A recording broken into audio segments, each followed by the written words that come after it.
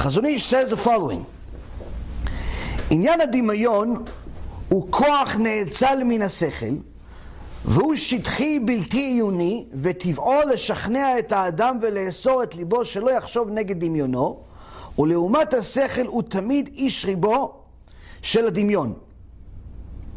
והאדם מכיר בשכלו כי הדמיון לאו בר סמכה הוא, אבל לעתים ינצח את הדמיון בהיותו תוקף על האדם ביותר. Translation: the imagination, i.e. non-logical thoughts, is a power that stems from the intellect. Everybody here has an imagination. Everybody here has a imagination that they take advantage of, whether they realize it or not. Some people make a whole living out of their imagination. Some people utilize it for their profession. Some people utilize it for all types of other things. So he's saying here, this imagination is a non-logical thought, and the power of it comes from intellect. But it's the superficial and uncritical part of the intellect. It's not the part of your intellect that you delve into and you think deeply and so on. No. The imagination is part of your intellect that is superficial. It's, in so many words, on the surface, off the cuff. It's not critical. Its nature is to convince man and to fetter his heart so that he will not think anything contradictory to it. Now, when a person really thinks about it, how much of their day do they use their imagination versus their actual deep thought process, their wisdom? Most of the time we're using our imagination. Most of the time. And the reason why is because it's much easier. It's much easier to use our imagination. It doesn't require as much deep thought. It's also much more highly motivated than by the Yetzirah to do it that way. Why? Because the whole goal of this imagination, the nature of it, is to fetter the person's heart so he doesn't actually think negative. Many times you bring something up that's true, and that truth may not necessarily be what everybody wants to hear. Like, you have a sales meeting. Oh guys, listen, I'm sorry to say, but we missed all of our goals. Now, if you're just another fellow employee, one of the other fellow employees says, hey, listen, why are you so negative? Why don't you say, listen, we missed our goals, but we're going to meet the next ones. We're going to beat the next ones. We're going to do better. People call this optimism. I call this fired. Why? I rather know what's going on and not live in some fantasy island that, oh, in the future, forget the future. Where am I today? I'm paying you a salary, I'm paying you something. What are you doing today? I don't want to live in fantasy island. A lot of people like to live in fantasy island. Even more so in the religious world. You tell people, listen, there are certain reshaim in the world that are causing people to sin. Oh, why are you so negative? What do you mean negative? I'm warning you that there is a danger you may not be aware of. Yeah, but why can't you talk about something that's good? Well, actually that is good. That is good, because if I wasn't warning you, you would actually get hurt by it, and then you would regret the day you were born. Because by the time you figured out that you got hurt by it, you probably already made 1.5 million sins, and maybe wasted 5 or 10 or 15 or 20 years of your life. So in essence, this is the best news you've heard in your life. No, but it's so negative, it brings up, things that are not so optimistic. People have this theory in their mind that if you're bringing something that's not perhaps pleasant news, it must be bad. Why?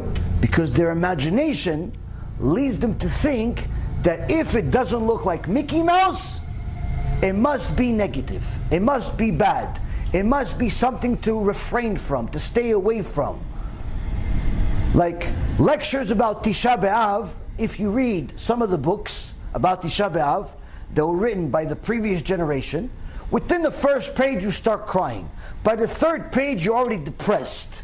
By the time you finish the book, you've done tshuva at least 15 times. Why? It talks about all of the things that it brings from the Gemara, Masechet Gitin, and Masechet Sotah, and Shabbat, and many other places where it talks about what happened during the destruction of the Beit HaMikdash.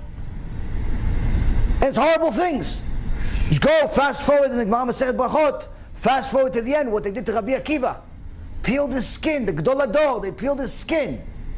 Horrible. What they did to the generation, they murdered millions and millions of people, making the Holocaust. The recent Holocaust seems small next to what happened at the Beit HaMikdash twice. All of the horrific details of what happened there. You read all of the books that were written by previous generations, and this is tragedy. Tragedy. You read what happened before the tragedy came, and it's even more tragic. Why? Because you see that we always had a prophet or some Gedol Hador or both warning us that this is what's going to happen. Meaning, the evil was recognized, it was warned, no one listened, and the bad happened. Every single time. Which makes it even more depressing. The previous years, if you read any of the books that are lectures, there are certain books that are just the lectures of the Chachamim. And you read what their lectures were, and you just simply start crying because you see that they're giving details of what happened during that time on Tisha B'Av and how horrific it is, and destruction and this and that. Now, I'm going to give you guys a little test. Now, B'ezrat Hashem, we're going to have our own shurim on Tisha B'Av. All three are going to be here, B'ezrat Hashem. One is going to be after the Kinot on Wednesday night. The Kinot, we're going to have Mincha Arvit over here at, I believe, 7:30. Then it's going to be the Kinot. We're going to cry for a couple of hours, B'ezrat Hashem. Finish it around 10:30. And then we're going to have a shiur for an hour or 2 hours, depending how much strength I have, B'ezrat Hashem.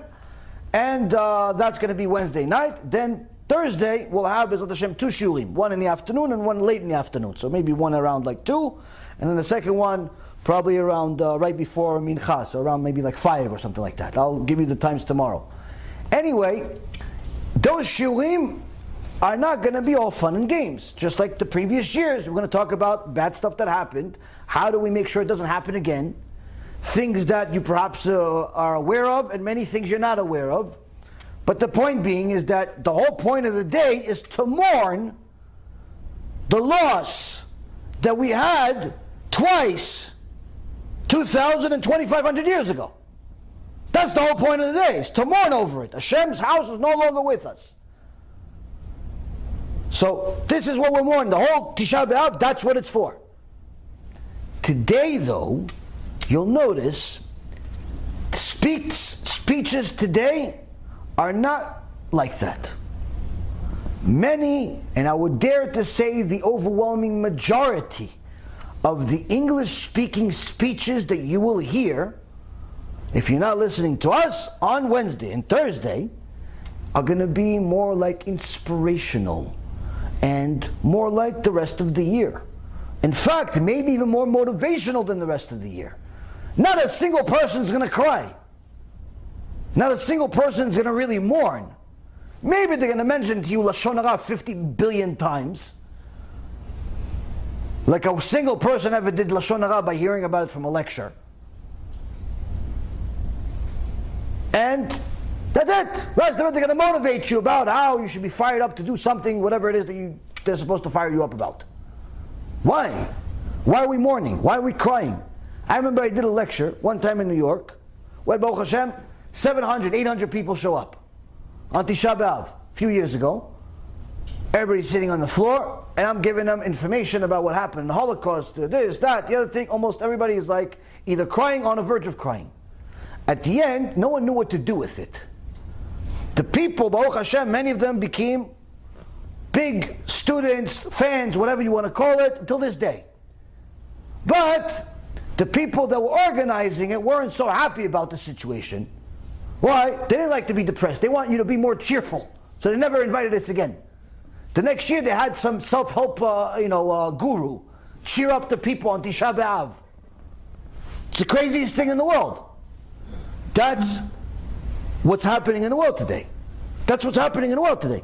People do not want to hear anything negative. They want to say negative stuff if it's their opinion that they don't like Donald Trump, or they don't like the economy, or they don't like the democracy, or they don't like whatever it is that they don't like. They have no problem dishing it out. But as far as hearing about it from somewhere else that's contradictory to their reality, to their likings, why being so negative? Why being so negative? Because people assume that anything that is not uplifting Mickey Mouse is bad. This is a product of illogical thought, a product of imagination. Why? Because this imagination is superficial. It is not a deep thought. It's not something that people really delve over, because anyone that does simply arrives at the conclusion that they're wrong. And many times this happens.